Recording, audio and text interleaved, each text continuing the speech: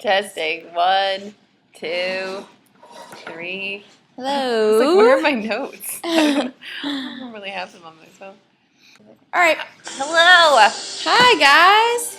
Welcome to Wingin, the West Wing Podcast. My name's Andrea. I'm Sally. And we're here to talk about Season 2, Episode 17. Yeah. The Stackhouse Fillibuster. I just realized that 17 people is episode 18. Oh, that could have been so close to being good. Oh well. Oh, well. Well, how'd you feel about the Stackhouse? I love this episode. Bust a bus. Oh. Yeah. I love this episode. Right before we watched it, I was like, Stackhouse Fillibuster, I'm going to get emotional. And I did. Oh, that's good. Mission accomplished, Sorkin. Way to go. So, should we do TikTok? Yeah, we Since should. We waited forever the last time? Yes. So, they just put together this bill, the Family Wellness Act, and they were just going to have it voted on before the session recesses. I don't know how to say any of the things. Before Congress went into recess. Yeah, before they go into recess. Yeah. And it turns out that the good old Stackhouse, he wanted to add an amendment to it after it was already gone through appropriations and approvals and all that kind of stuff. Yeah. About autism. And they're like, sorry, we can't. It's already locked up. We're just going to vote and go home now. Okay, thanks, bye.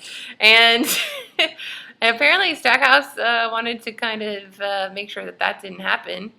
So he starts just holding down the floor and reading pretty much any material he can get his hands on. And nobody can go anywhere until that happens. And then also Hoynes has to go and speak to the oil lobby. I don't know who he's actually speaking to. But he's basically putting the smackdown on the oil lobbyists, and Toby is suspicious why. And Bartlett has dinner with Leo. They have a little bit of a chat about re-election. Very short. Yeah. But I think those... Oh, and then CJ might be cursed by an Egyptian cat. Yeah. Statue. And everyone's trying to go somewhere. Everyone's trying to leave. Yeah, what? Yeah. Yeah, let's just dive right in and let's start there. What? This is not a holiday. It's not a holiday, and it's so rare they don't that ever go anyone anywhere. is trying to leave. Yeah. And so to buy that literally everyone is trying to leave, that's a little much. Josh is going to Port St. Lucie in Florida. Yeah. Just really close to where I went to school. Spring training. Yeah. Sam's trying to go to the Hamptons. Mm-hmm. And Toby's trying to go to Telluride in Colorado. Yeah. Is he just trying to go to Napa? They can barely get home at a decent hour. Right. Why are they all of a sudden all going on vacation? And I guess they're trying to do this before the recess, but I wouldn't think that the recess would affect them. That they would be like, yeah, let's go on vacation. But maybe that's it, but I don't know. It's odd. I guess, because I suppose that would affect their workflow. Yeah, then maybe, you kind of wonder, maybe wouldn't they have people stagger? Maybe not Toby and... Maybe let's not have all of the senior staff gone for the weekend? Yeah. Or what I assume it was the weekend, right? Yeah, but those are all faraway places except for the Hamptons. Yeah, it was a little odd, but it brought about great storylines. Yeah. So that's the point. It's story over reality. Factual. Yeah. Where's yeah, because it did bring great storylines. Everyone's trying to get out the door, which raises the stakes, and also everyone ends up, I guess these two things aren't related, but everyone ends up writing emails to their father and mother. CJ and Sam are writing to their dads, and Josh is writing to his mom. And that made for an interesting, this is a different type of narrative. Yeah, we've never had somebody narrating before, right? I don't think so. Not that I can remember off the top of my head. There might have been, but I don't remember it. But that definitely made it interesting. Because it was weird to see them walking around and hear so Dad, I was going to the West Wing. Yeah. It was Scrubs without the musical daydreams in between each one.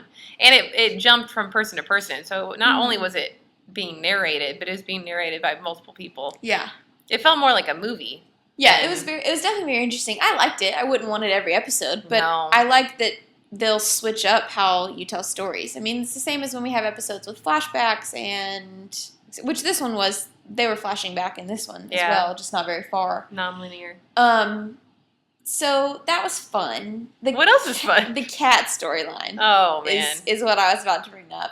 I personally just love this storyline. I almost wish that it was like more of a storyline, but it's not that important. But I love CJ telling Donna about it. I love at the end when CJ has not told Charlie that she broke it, but she comes in to like go talk to the president, and Charlie's like, CJ, one of us is gonna have to tell the president that it's broken. You could just tell from like how she reacted.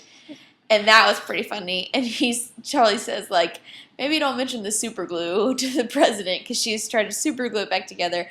I just thought it was great. I thought it was hilarious. I thought it was very CJ. I don't know, like, not that it means anything that she broke it. She was just handed it. She didn't know that it was important. But it's just interesting to think about things like that. Like, at one point she says, do you have any idea how much stuff he gets handed as soon as he leaves the building? Mm-hmm. And so it's fun when we get to see things about the presidency like that we don't normally think about. Mm-hmm. So, and she was just being kind of normal about it. She's like, well, what are you going to do? And then it turns out it's this like really important artifact for them to have when that guy comes to the White House. And you're like, well, I threw it in my bag, so it is what it is. And it's just another thing where it's like, you remember how absolutely abnormal their lives are. Like, oh, you just get handed something and it happens to be a priceless relic. And you might be cursed by an Egyptian cat. Yeah, natural. Statue. Totally normal. Yeah. Yeah. Happens all the time to me. Yeah, well, let's see. What's interesting about this episode, because like I feel like we're having a hard time, there weren't that many like talking points. Like No? I really enjoyed it, and I enjoy the entire storyline about Stackhouse, which I guess we haven't really talked about that yet. But there wasn't a lot of storyline, really. No? There was just a lot of narrative and like feelings and emotions. I didn't have that many feelings. No? No? I had a lot of feelings. So like, let's talk about the Stackhouse. Let's talk about your feelings, Okay, Sallie. let's talk about my feelings. Do you feelings. need to like lay down on the couch and That would tell be me great. about your dreams? So, one thing in this whole story, this is really the main storyline. Like, really, the Toby storyline is a little bit minor, and the CJ storyline is really minor, but the filibuster is the main storyline. Mm-hmm. So, one thing about this is that nobody seems to really know the rules of a filibuster. Yeah. Donna happens to know. Yeah, Donna happens to know that you can yield for a question, which, first of all, it's the president and his senior staff. How do they not know that you can yield for a question?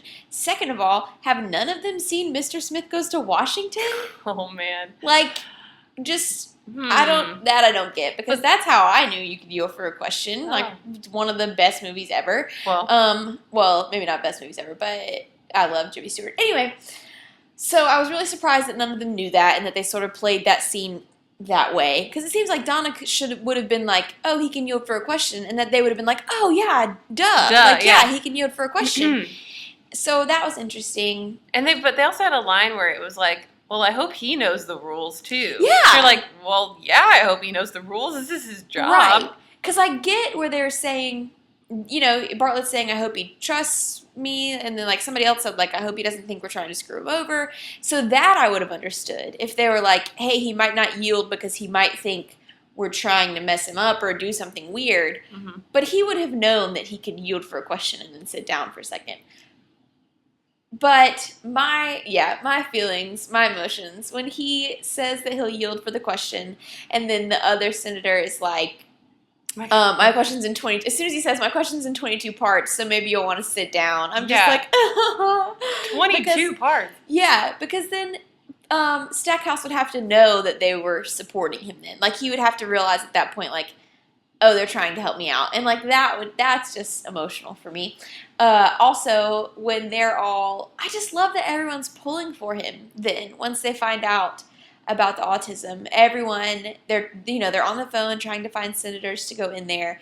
And once they do, everyone's rushing to the bullpen to, like, watch what's happening. The president's in there, Charlie's in there, Josh and CJ, and everybody's in there just staring at the TV. And so there's just this sense of, like, community, and they're rallying around this guy, and that's emotional. And then at the end, when CJ's like, I'll be damned if there isn't a line out the door waiting, of senators waiting to like take a question and do whatever. So it was just emotional because of that. I don't know. I mean, there was a lot of grandfatherly sentiment. Yeah. It was like a big revelation when they're like, oh yeah, his grandson has autism. That's why he wanted that attached to the bill. Which, on one hand, it's kind of like, well, do the former comments not still stand? Like, they've already raised it to a $6 billion bill, and they don't want to raise it $47 million. Like, oh, you say, oh, his grandson has autism. Oh, okay, well, let's just spend the $47 million and just give him what he wants. You know what I mean? It was like a pretty quick pivot. Yeah, I think it's more that, like, he stood up for a filibuster for like 9 hours. Yeah. And I think it was just a reaction to that of like, because at one point CJ said something like, we have a chance to do something good. Mm-hmm. And I think it was just a reaction to because they didn't know. I was going to say, they didn't know that his grandson had autism, but like they know that someone has autism. So like that shouldn't, it should have been a factor from the beginning. Mm-hmm. But just being able to support him and do something good, I think was the rallying point. And at that point, they had almost. What was their other option? They were just going to let him filibuster forever. It seemed like they were going to lose the print deadline either way, so they might as well come through and get to do something good. Yeah. Oh, the grandfathers. It was fun to see Bartlett get really riled up about that, even though we haven't met his grandchildren. No, we haven't yet. We haven't even met the daughter, or the daughter who would have the children. Yeah. But sure, okay. That whole scene was great when they're in the Oval Office and Donna raises her hand to talk. I would totally do that. That was pretty funny. And then when he's leaving and CJ's like, oh, and I broke your statue. Like as he's walking away, and Donna's like, yeah, I don't think he heard you. That was pretty funny as well. Other moments that I really liked, when Sam says his favorite writer is Toby. Yes, how cute was that? So adorable. That was pretty great because, and he said it so earnestly, like he wasn't kidding. Toby. CJ said, "Who's your favorite writer?" Toby. That was just great. Oh, that was really great. Oh, that gives him MVP stars for me. Sam? Well, just general MVP stars in his direction. Yeah, just in general. Okay. Yeah. Fair enough. That was a good line. Also, he goes rummaging in Sam's office, or in Josh's office at the beginning, looking for like a piece of fruit. Yeah, that was, that's one interesting thing. They sort of let that storyline fall. Like, it was just a small moment. It wasn't, like, weaved throughout the entire episode. That was kind of interesting. Yeah, the whole intern thing. Right. And was her telling him off, it just happened in that one scene where they're talking about different things. So how did anybody know about it? He had to have told them. Word travels fast, yeah. So apparently there was she looked like she was 14. Yeah. But a 19-year-old intern, and Sam was trying to help the budget by cutting 400 reports. Mm-hmm. And basically this intern was like, hey, you should probably read those reports because they're important, and I've read them because I'm a freak and I like to read all these reports. And you're like, okay, good point. Yeah. And it was just funny because earlier when they were setting it up, they're like, did you get spanked by an intern from the GAO? And I was like, if this were Scandal, that'd be a completely different kind of spank. Just saying. Oh, gosh. A much cleaner version on the West Wing. I guess I just didn't feel like he got spanked that, because when I think of it, I would think it would be a big deal if people were there to witness it. I thought they were just having a conversation, and she made good points, and she sort of won the little argument. But it's not like he got humiliated in front of people. Yeah, like he would have had to tell people. Yeah, most of the people left before. Yeah, she did and that. She did make the comment about when I finish school, why don't you come work for me? Yeah, and I was like, that's a little too ballsy for my taste. Well, that's the deputy communications director that you're talking to. Yeah, it's kind of interesting. It was interesting. So, Sam.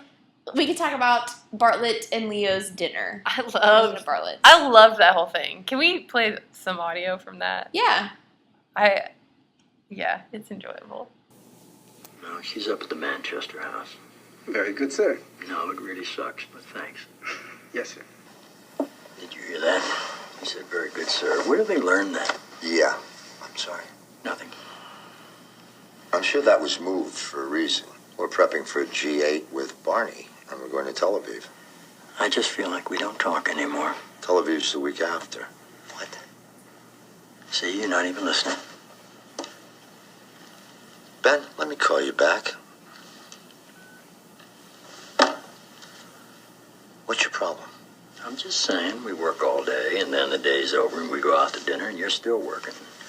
And, you know, I'm sitting here. No time to talk. You know, conversations like this are the reason I got divorced. I don't get if they were so bothered by the candles. Like, it's pretty easy to, like, move candles. Or, like, blow them out. Yeah. You didn't, like, have to sit down and have a candlelit dinner. I was like, okay, well. But it's so funny when, after they've eaten and Leo's on the phone and Bartlett's like, I just feel like we never talk anymore. You're not even listening. That's the part I liked. Yeah, that's pretty funny. But it also turned into an important scene. Yeah. Where they're talking about re-election, and President Bartlett has to tell Leo that he made a deal with Mrs. B, Dr. B. Yep. And Leo's like, well, that was 3 years ago. Has he not met Dr. Bartlett? Like, she's not going to just let go of that. Yeah, no. That got cut short because of the filibuster. Yes, got cut short. But in the same tone of re-election, Toby is getting just a little suspicious of Hoynes, because Hoynes is generally, I don't know if generally is a good term, but there are sometimes when he's not a team player. And the fact that he would volunteer to, like, go and put the smackdown on the oil companies. Yeah. Is it raises an eyebrow, we will say. But then, of course, right after I wrote that, Hoynes says something, like, really insulting to Toby. Oh, yeah, Toby offers to, like, write remarks for him. He's like, yeah, you can go shove those up your, you know. Yeah. I'm like, okay, well, at least he's a normal, he's still Hoynes. Yeah, he's definitely still Hoynes. He doesn't want Toby's help or advice or anything like that. So that's interesting. And Toby shares that bit of information with Josh and Sam. And they're both also perplexed. But Toby's definitely the one who's like, he even has a scene later with the vice president where he says, Mr. Vice President, what do you know that I don't? Oh. And he knows. Toby knows something's going on. Toby knows the vice president thinks he's going to be president. And he just doesn't know why. So. And then he said something like, the tonnage of what I know could, like, pull an oxen or something like a steed or some sort of intense line like that. Yeah. Foreshadowing. Yeah. So that's fun. That's gonna come full circle really soon. Very, very soon. Oh, let's talk about this one scene, this tiny moment where Josh walks into the West Wing and he says, "Where's my wallet?" Yeah. And someone just throws him his wallet. We don't see who. It just, like, lands in his hands. And then that's it. There's no other mention of it. There's no reason he doesn't have his wallet. That was the weirdest and most random thing. I wonder how many takes they had to do to get that, for him to catch it. I don't know, but I just really want to know, like, what was the point of that? He does seem like the kind of person who would lose his wallet all the time. He does. Some people are just like that. I mean, I guess they're just, like, making a comment on Josh's character, or just that, like, oh, you never know what's going on in the West Wing. Like, someone has your wallet. Ha, ha, ha. But I was just like, I would like to know a little bit more about it. But also Sam, like, rummaging for fruit. Because I thought that, I wasn't sure at first if he meant actual fruit or, like, some sort of, like, you know how they say low-hanging fruit? Like, some sort of piece of information that he could use. That's what I first thought, but then I saw a bowl of apples and oranges. And I was like, oh, okay. Do they not have a mess hall? Does Josh always put out or Donna put out a tray of fruit for their weekly gatherings? Yeah, yeah. Yeah, I don't know. But it's just for the storyline. Once again. Yeah. I don't know. I feel like that's all I have to say. It's like there were so many, like, lines worth mentioning. There are a couple, yeah. When the president is they're talking about, the president really doesn't like Stackhouse. Not doesn't like him, but he makes a lot of comments about him being a crank and a curmudgeon and blah, blah, blah. Yes. And he says something about him being a curmudgeon, and Leo's like, well, we're curmudgeons too. And the president's like, not me, I'm full of mirth. Like, Oh, you're yeah. a curmudgeon. That was pretty cute. Yeah. Funny, we can not play cute, that. I guess. Yeah. Yeah, I mean, there's just lots of little stuff. Like, I like that Sam's playing solitaire, and I like the little wallet scene. Oh, Josh falling down when he goes to see the congressman on the hill. There's a That lot was of random funny. stuff. There's a lot of random, great stuff. Like, it makes it a great episode. It's just, like, not as much. There's not as many talking points as there normally are. There's not as many, like, let's dissect this. No, not really. The conversation with Josh and Stackhouse was great because at the end of it, Stackhouse was like, okay, I'm done with you now. He literally says, I'm done with you now. So that was great. No. All of the comments that the president makes towards Stackhouse were funny. He calls him a horse's patoot one time. Oh, yeah. I want to play that part. Or That's maybe the mirth Stackhouse thing. called him. Yeah, we can play that. What's he on to now? He's reading the rules of cards. Oh, brother. Don't worry about it. Could Howard Stackhouse possibly be a bigger horse's patoot? I don't know what part of the horse that is exactly, but I've always thought he was a decent guy. He's a curmudgeon, a grouchy old crank. So are we. You are. I am full of mirth. Yep. So yeah, that's pretty funny.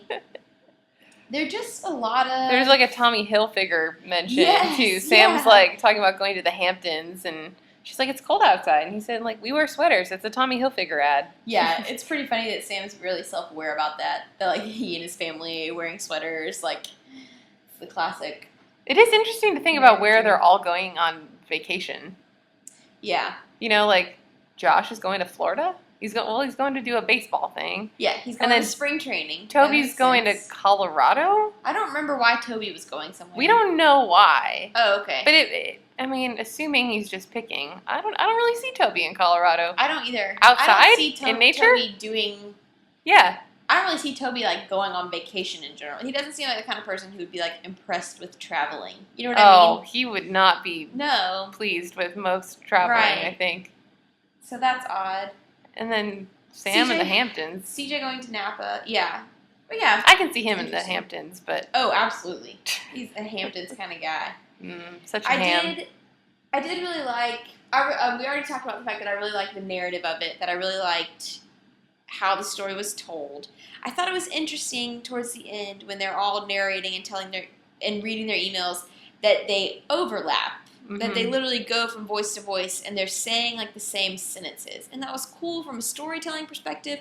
But my first thought is there's no way that they're literally writing the exact same sentences. Yeah. You know what I mean? No. So, but I loved CJ's ending. This whole episode was it's another one where I just like swell with pride for America. Because CJ goes on at the end and she says, you know, I saw a man with no legs standing and then with no voice shouting. Mm-hmm. And she's just talking about how great it is when you can do something good, and that then there were the senators in a line out the door. So all of that was really great. It was very, you know, emotional and I just really didn't get etc. emotional at all. Oh, I liked it. I think it's a good episode.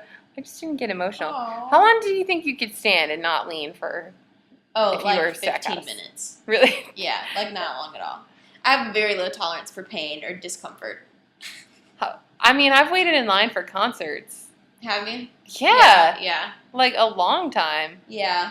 I guess it depends on how much I really... I'm not 80 years old. I mean, my Loved. joints feel Right. old, but Yeah. Yeah, because when they say... CJ in the beginning is like, oh, nobody expected him to make it 15 minutes, and now he's going into hour 8. And it was like... You expected her to say, like, no, now he's on hour 2 or 3 or whatever. But Yeah, hour 8? 8? I mean, that is unreal. he loves his little grandson. Yep. Aww.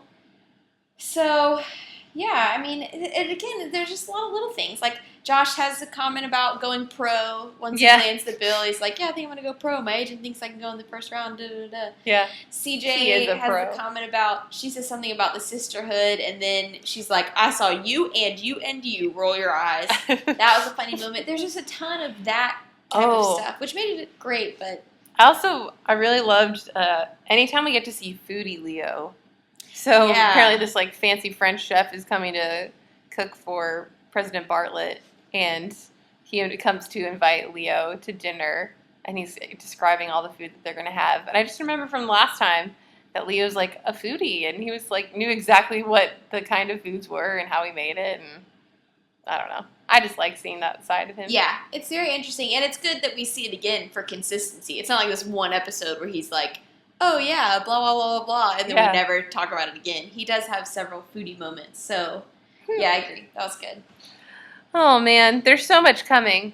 There's so much coming. Coming around the mountain. There will be plenty of goodness to talk about, even just next episode. Oh man, can't handle it. Hang on to your hats. Yes. I want to talk about our upcoming contest. Yeah. Season 2. Season 2 contest, because we're almost done with Season 2. Yeah, which is crazy. So crazy. So, a lot of people asked, last contest, we did the iTunes review contest for Season 1. Loved and it. A lot of people asked about if we would do anything for social media, because some people, I guess, don't have access to iTunes and all that kind of stuff. So, we are going to do that. Yay! So, all you have to do is share one post on the social media platform of your choice, and tag us in that post, so that way people can find us. So that could be sharing our Facebook page and tagging it in a post. It could be an Instagram tagging us, or it could be something on Twitter, just so people know where to find us. Yeah, just share the love. Share the love, and if you include the hashtag, what should our hashtag be? Ooh, that's a good question. Wingin' It Pod? Yeah, just Wingin' It Pod. I mean, we could do Let Bartlett be Bartlett, but it may not There's be. There's too many, There could be so many. Yeah, just do Wingin' It Pod, like us as normal. And then at the end, we'll run this through August 24th, 2015, because you could be listening to this from the future. So true. And we will pick one person from each social media platform. Yeah, so you've got many a chance to win. It's very simple. 3. You got Twitter, Facebook, and Instagram. Yeah. And include a link, so if you're going to tweet about it, you should probably include a link so people can listen to it. Yeah. And so, I mean, the point is that the more people that we have following us, the more attractive we look to agents and managers who might want to let their clients who are on the West Wing be on our podcast. Help us help you. Help us help you guys. Yeah. We're working on it. We have things in the works. Working on it. So, so tweet, Facebook, Instagram away. If you have any thoughts, feelings, or questions, always feel free to email us at TheWestWingPodcast@gmail.com. Yeah. I think that's it. That's it. This is kind of a short one, but the next one will not be. No. Nope, it won't. Just giving you guys a little break just to prepare yourselves. But we hope you have wonderful days. Yeah. And we will not see you, but you will hear us on the next episode, 17 People. Hold on to your hats. Okay. See you later. Bye.